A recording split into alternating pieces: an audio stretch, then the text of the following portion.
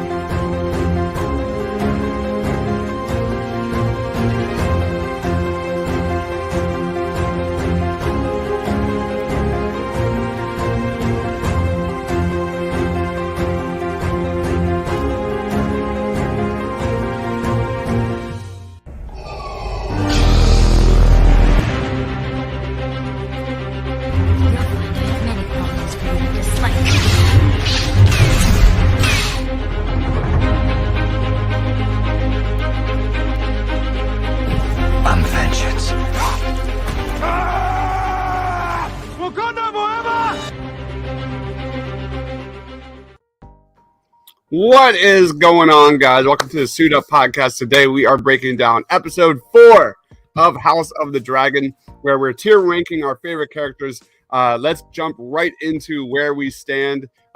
This is week 4. You look at week 3. All right. Who were some risers? That was Daemon. He went from A to S tier. We had that's about it. Pretty much Crab Feeder was dead, so he fell in our rankings.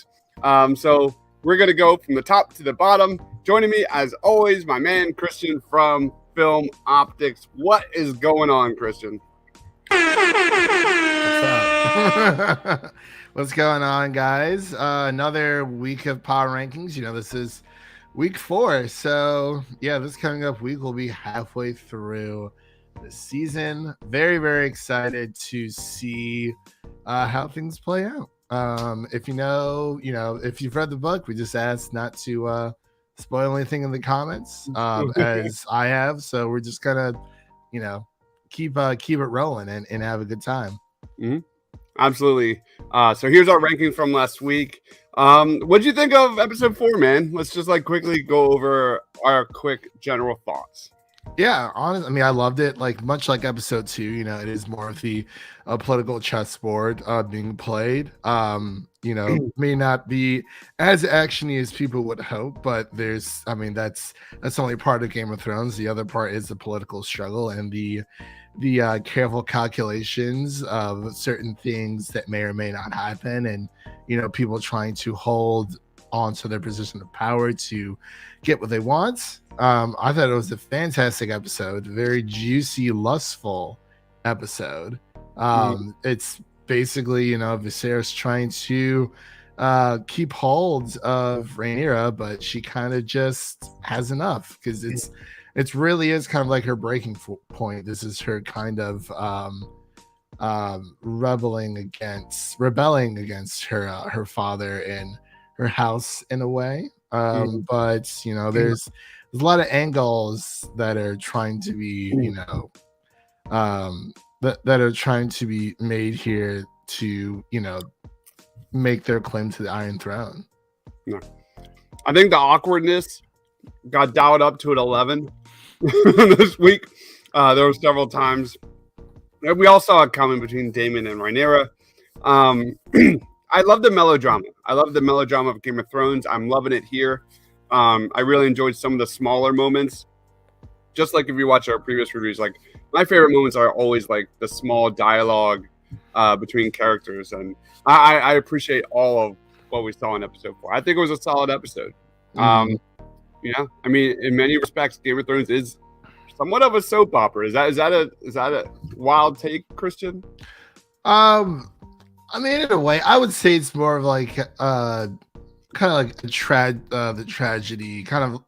It's like a Shakespearean tragedy, especially House of the Dragon. I would say less so than Game of Thrones, but because this is about the House of the Dragon, being in its glory. It's kind of like halfway through its 300-year reign, and things kind of start to crumble to pieces, and that's where you get the Dance of Dragons, and the aftermath of what happens in the Game of Thrones original show, where not a lot of Targaryens around. Yeah. Question: would you be down for a bar crawl through Westeros? Probably. You It'd be think a lot of fun. I mean, it would be exciting, but yeah, it's like what Madison said, and She-Hulk episode 4. She'd be like, first it was very fun, then scary, then spooky, but in a fun way. I feel like that honestly sums up a tavern bar crawl through Westeros and Flea Bottom. Well played, sir. Well played. Let's jump right in. Rhaenyra has been consistently our top seed through these character power rankings. Does that shake at all in week 4? No, because her father actually listened to her, and finally. So we've been seeing her struggle, but she still has that claim to the throne, and that is something that could be a good thing or a bad thing, depending on the the social construct of Westeros isn't necessarily all that progressive, but this is a fantasy old English type medieval type show. So I mean, Rhaenyra for now definitely just keep on up there. Her position of power has been questioned only because of the rumors, but it doesn't seem like a lot of people know about that. But I would keep her at S tier. Should we just piggyback off of this? Because we learned that Rhaenyra this episode will accept a marriage proposal from Laenor. Yeah. So why don't we just jump into Laenor real quick right here? Does Laenor go from A to S tier? I mean, this was a big riser last week because of the dragon. Yeah. Now he's got Rhaenyra by his side. Should we bump up Laenor? I want to, but at the same time, we know how marriages can go sometimes in the Game of Thrones universe. Sometimes people don't even get to the marriage, or afterwards they do get married, but then things start hitting the fan. Because technically they're not wed yet. Yeah. Okay. I would keep him at A for now. I think he's a great character. I think keeping him in A because he is set to marry Rhaenyra is a very strong claim. You could probably maybe put him between A and S as he is ascending there to that area. Seems like a decent dude. He came in clutch during episode 3. During the Battle of Stepstones. So yeah. Okay. I'm good with that. All right. So another big reveal here was Otto getting the hand taken away from him at the end of episode 4. I think it should still stick with S tier, even though he lost the title. The dude just screams Varys. Like, remember how Varys in Game of Thrones had spies everywhere? Oh yeah. I love the Varys. Oh, he's so good. So that reminded me of Otto in this episode when they spotted Rhaenyra in that courthouse, whatever it was. I would. Yeah. What you take? I would probably put in between an A and a B just because he is no longer the second most powerful. Well, that's me. Only because he is still a High Lord. He's still a nobleman. He's still highborn, but he is no longer the second most powerful person in the realm. Mm-hmm. So even though his daughter is married to the king, he kind of has to live vicariously through her. That's what it seems. Because I caught the glimpse of the preview for next week's this coming up. Technically next week because Sunday starts. Anyway, next episode, because they do the on the next Game of Thrones or House of the Dragon. But yeah, I feel like he has fallen from grace a bit, but he's not out of the game yet because he can still be redeemed as Hand of the King, but seems like Viserys has kind of had his mind set where it should be for now. But yeah, like he's not out of the count. Like power ranking wise, like he still has a strong hold because his grandson is, well, he hasn't been named heir, but he is the son of the king. What was Danny's name? Danny's brother's name, was it Rhaegar? She had two brothers. There's Viserys. He was Viserys' second of his name, Danny's brother, and then Rhaegar, who was also Danny's brother, but he had died. He was already dead by the time the original series started. So Viserys. Robert Baratheon killed him. So I'm thinking like we could see almost a Danny and Viserys kind of similar fall through here, because now Alicent, who I think should stick as an S tier. Oh, for sure. I mean, she's still Alicent.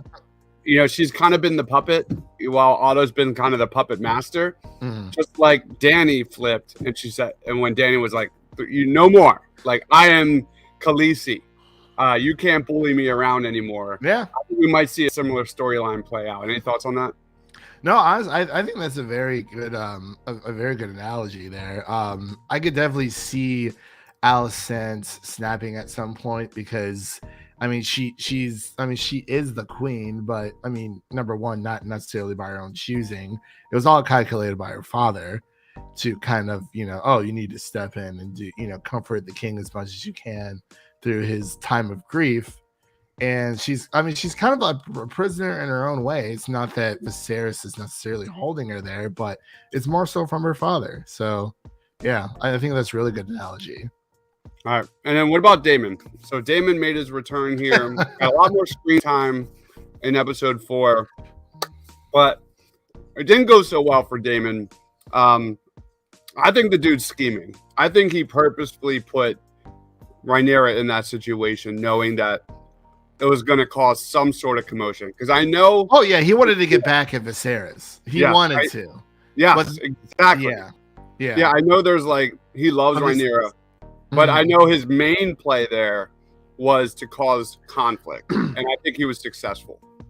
I think so. And I think in a way where he does care for Rhaenyra, but it did seem like he was using her, because the second that that scene happens where the position of power is that Daemon was in the position of power, and then there was Rhaenyra kind of following along, but then the power shift kind of evened out when he found out that she was enjoying it as much as he was, and then it was no longer to his advantage. So it was that's why I feel like he backed off, because he was he's like, if this isn't fun for me anymore, because the thrill of the chase is over, kind of type of deal. But I mean, yeah, he's still scheming. He's been banished again, but I feel like he does have he has been announced as heir, but the realm could see it a different way. But I would be okay with keeping him as tier, because he's always just, we've seen him knock him, he's been banished, but he's came back, and it's but he is probably the most interesting of the Targaryens out of pretty much all of them. I would say Rhaegar is probably the next interesting one, but we never really see him, so Daemon will have to do. Right. Any other S tiers? Are we good with that? I think we're good on S tiers for sure. All right. Then we get to A tiers. Kristen Cole had some moments, some very good moments in episode 4. He's definitely kind of got the attention of Rhaenyra, obviously. Does that bump him up at all this week? I would honestly keep him where he's at, because nothing's, obviously, a relationship is formed between him and Rhaenyra, but he's still in the same position he was in. He's not necessarily looking to grasp power. He's really just trying to do his duty, but he just broke one of his oaths. But like I said, oaths don't really mean nothing in this in this universe. So yeah, I would keep him I would personally keep him an A tier. Okay. We didn't get much from Corliss or Rhaenys. Yeah, well, Corliss's wedding his daughter to the Free Cities. So I Exactly. mean, that is kind of him. But and I mean, he's wedding both of his children now, apparently. So I would say I would actually keep him. Him and Raina are kind of like a package deal. So it's Yeah. like wherever he goes, she she's to follow. So I think keeping him in A tier is totally fine. Me too. All right. Next major character to discuss here has to be Viserys. Finally, Bump him up to a B. He finally did something smart, or at least maybe between a B and a C. I don't know. What do you think? I'm going with the B. This was one of those moments where I was just pumping my fist in the background. Better late than never, I guess. But he finally called out Otto on his BS. And did what he needed to do. I'm sure there's going to be pretty epic consequences because of that, for sure. Yeah. But it was good to see the king do what he needs to do. What are your thoughts? I'm good with B. I'm good with B as well because I mean it's the first time that Viserys has actually listened to the person that he actually named heir, because he seems to go back and forth with a lot of things, but it's he reminds me a lot of Ned Stark, because when Ned Stark finally finds out that, spoilers for anyone who hasn't watched Game of Thrones. If you haven't watched it, you've had 9 years or 10 years, a little bit over 10. Oh God, it's been forever. It's been it's been over 10 years, hasn't it? I think so. Yeah. You've had 10 years. So when Ned finds out about, the Lannister siblings, Cersei and Jaime, kind of like hooking up, he's like, oh, that's what's happening. But yeah, it's finally clicking inside Viserys's head. It's like, hey, like if my daughter's telling me this, I should probably listen. And it's like, it's like Rhaenyra, like, yeah, she's been named heir, but she even said in this episode, she really just wants to live in solitude. She kind of just wants to do her own thing. And it's like, hey, like you named me heir, so you need to make sure that I'm on the Iron Throne. But it's like, hey, your right hand man is clearly trying to, take that power for himself. Mm-hmm. And I mean, I think he did a very smart thing this episode. We kind of see his body starting to erode away a little bit there. Yeah. Scenes between him and Alicent, and just even his fingers are starting to, he's starting to fall apart. I mean, that's happens when you send the Iron Throne. It's like, people who get cut by it are not fit to rule, unfortunately. So maybe it should have been Rhaena. But I mean, I guess that would not have been a very peaceful thing for Jaehaerys to decide. He's like, I'm gonna go out in the most peaceful way. 6 years of peace in Westeros. But yeah, I think keeping Viserys at B tier, because he finally did something right, and he is trying to hold his own. He's trying to ensure that his house will then live for another generation, and that keeps going on, and that's all he really cares about. And and he kind of calls out Daemon a little bit, but it's sibling rivalry, as we saw in the first episode. So yeah, B tier for sure. All right, cool. So then we get to just a list of characters that really weren't at all involved in episode 4. Well, we had Materia had a small scene where basically she's done being a whore. She's trying to move on with her life. I don't think that really makes her jump up or down or anything. I'm gonna keep her at a C. We don't really know what the motive is right now. What are your thoughts? Honestly, I think that's fine. Same thing for like Aegon II, baby Aegon, who's now 3. I don't know who Lena is. Oh, she's marrying someone from the Free Cities. Yeah, we don't know. But I would say honestly keeping her at C, because we haven't really seen any of these other characters, at least this episode. So I mean, we didn't even see Rhaena or Corlys this episode either. So yeah. I mean, the Maester kind of came in with I guess their version of the plan B, but I think that was just more in self-interest of Viserys. So Right. I really don't think this Maester has anything, trying to scheme. I mean, he may try to sway one person, to do something over another, because as we saw in the last episode, when during Aegon's second name day, Aegon the second, his second name day, he was talking. I think he was talking to the Master of Coin. I think Otto was, and they're like, yeah, like you need to make sure that your grandson, becomes the heir.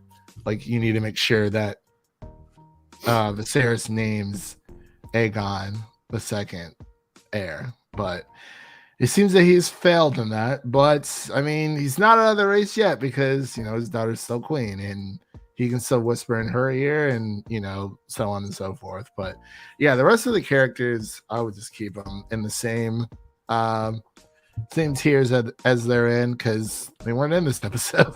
I have one, and maybe I'm reaching a little bit. I'm going to make one of the biggest risers in this show, and that is a guy that I completely forgot about, because before we went live, we were talking about who's going to be the next Hand of the King. Lionel freaking Strong. I want to pump him up to an A to B tier, because I would suspect that guy gave great advice, logical, rational advice to King Viserys with no ulterior motive at all. Yeah, so I think that's probably a lock to be the next hand. That is true. I mean, he did also say that, hey, Rhaenyra should wed Sir Laenor for the same reason. Yes, why there it is. He should have wedded the sister, Laena. So it's like, yeah, I think that's honestly very valid. I think he is a very strong contender to become the next Hand of the King.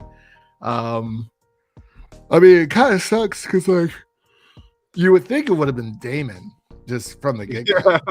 Because I mean, hey, he's essentially going to be a prince all of his life, unless Viserys just produced all female heirs. So it's like, I mean, he should have been his Hand of the King, because he would have looked out for him, and it's okay. Just be the second most. It's like you're already the prince, just hold that power as the second most powerful man in Westeros for the Hand of the King. It would have been a really nice power couple, I think, there, just for Viserys as well. Mm-hmm. But yeah, no, I think that's really good. Good analogy for him. Okay. All right. Any unbiased opinion. Anyone else? Honestly, no. I think this is perfect, because like we said, most of the C, D, and F characters we haven't really seen. I don't think Baby Aegon's gonna be could have anything left on his sleeve. So yeah, I think this is good. I think the clear, if we're talking predictions, I think Aegon and Laena are going to be risers over the next few episodes. I think we'll probably see them a lot more. Yeah, at least their influence for sure. Yeah. Only there's also Aegon's sister, because remember, Alicent had another baby, but we never got the name. Yeah, true. So I think this all happens a year after. I don't know, because I think Aegon's 3 right now. Yeah, by episode 4.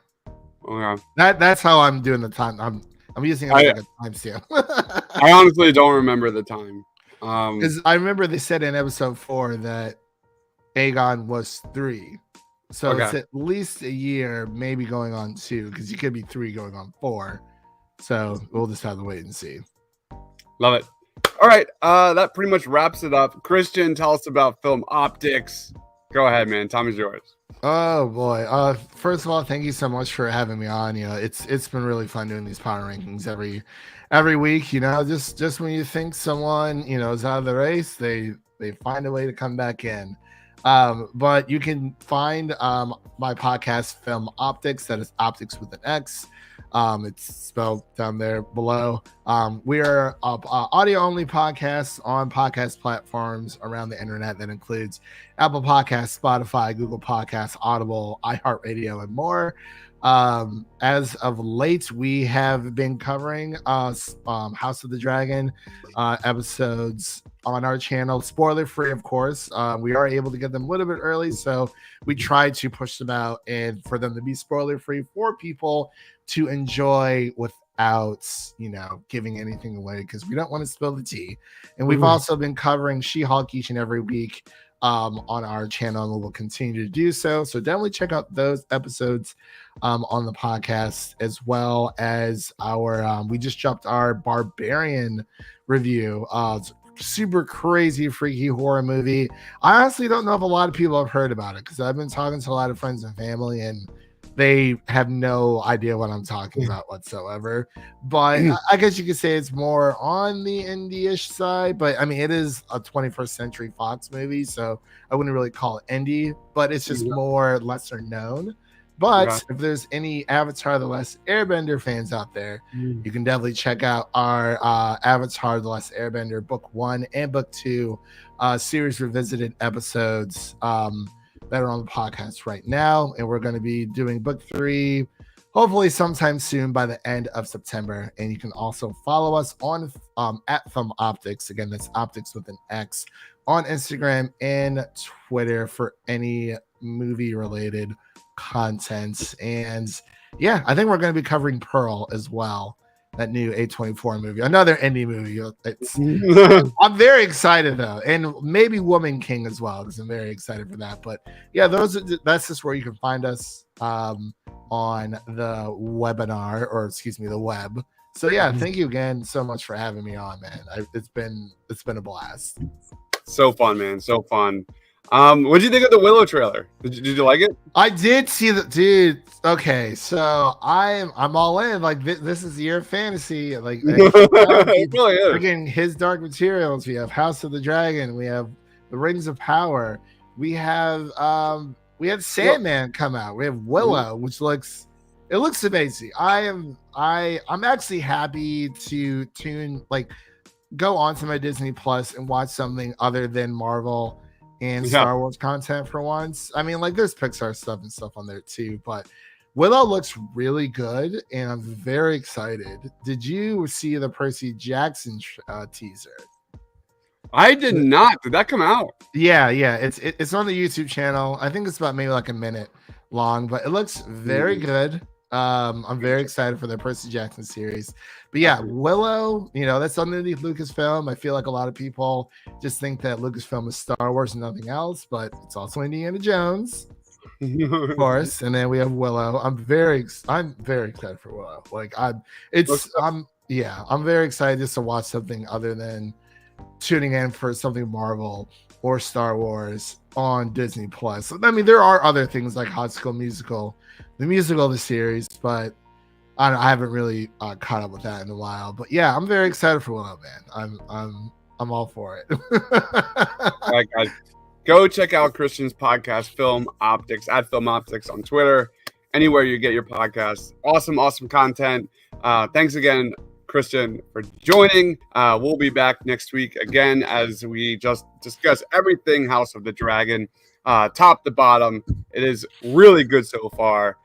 So thank you everyone for watching. Comment down below what your thoughts were on episode 4. Who's the next riser in House of the Dragon, character wise? Let us know. For Christian, for myself, stay awesome, everyone.